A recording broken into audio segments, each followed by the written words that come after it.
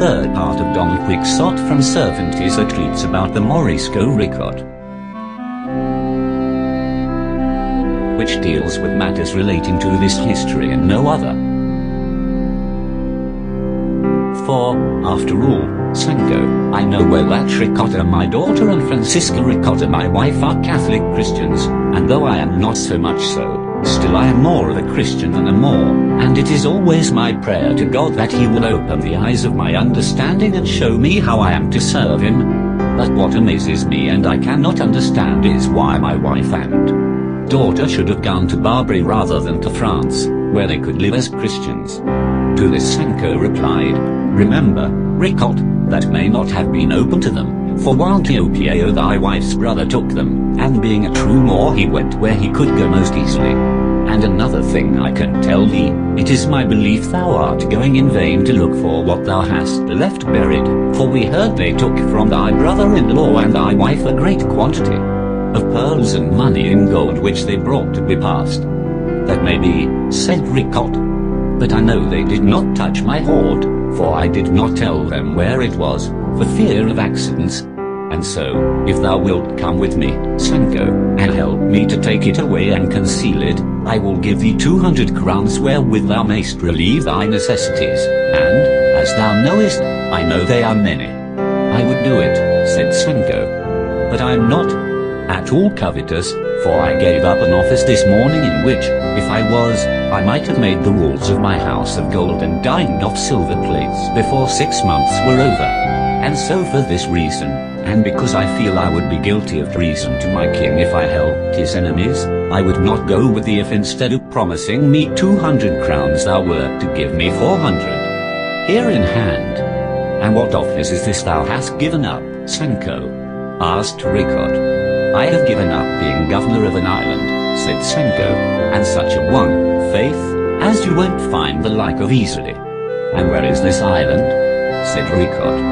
"Where?" said Sancho. 2 leagues from here, and it is called the island of Barataria." "Nonsense, Sancho," said Ricote. "Islands are away out in the sea. There are no islands on the mainland." "What? No islands?"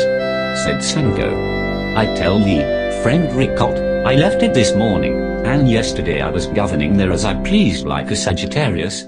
But for all that I gave it up, for it seemed to me a dangerous office, a governor's." "And what hast thou gained by the government?" asked Ricote.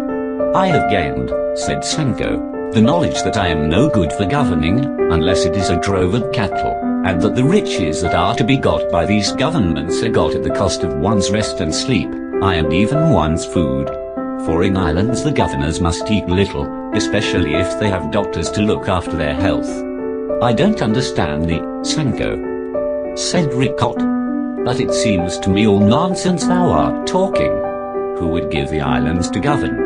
Is there any scarcity in the world of cleverer men than thou art for governors?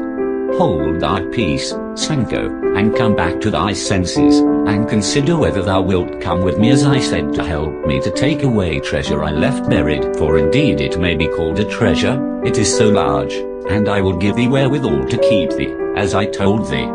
"And I have told thee already, Ricote, that I will not," said Sancho. "Let it content thee that by me thou shalt not be betrayed, and go thy way in God's name, and let me go mine. For I know that well-gotten gain may be lost, but ill-gotten gain is lost, itself and its owner likewise." "I will not press thee, Sancho," said Ricote. "But tell me, wert thou in our village when my wife and daughter and brother-in-law left it?" "I was so," said Sancho. "And I can tell thee thy daughter left it looking so lovely that all the village turned out to see her, and everybody said she was the fairest creature in the world. She wept as she went, and embraced all her friends and acquaintances and those who came out to see her, and she begged them all to commend her to God and Our Lady his mother, and this in such a touching way that it made me weep myself, though I'm not much given to tears commonly. And, faith, many a one would have liked to hide her, or go out and carry her off on the road. But the fear of going against the king's command kept them back. The one who showed himself most moved was Don Pedro Gregorio, the rich young heir thou knowest of, and they say he was deep in love with her. And since she left he has not been seen in our village again, and we all suspect he has gone after her to steal her away, but so far nothing has been heard of it. I always had a suspicion that gentleman had a passion for my daughter, said Ricote. But as I felt sure of my Ricote's virtue it gave me no uneasiness to know that he loved her. For thou must have heard it said, Sancho, that the Morisco women seldom or never engage in amours with the old Christians. And my daughter, who I fancy thought more of being a Christian than of love-making, would not trouble herself about the attentions of this heir. God grant it, said Sancho, for it would be a bad business for both of them. But now let me be off, friend Ricote, for I want to reach where my master Don Quixote is tonight. God be with thee, brother Sancho, said Ricote. My comrades are beginning to stir, and it is time, too, for us to continue our journey. And then they both embraced, and Sancho mounted Dapple, and Ricote leant upon his staff, and so they parted.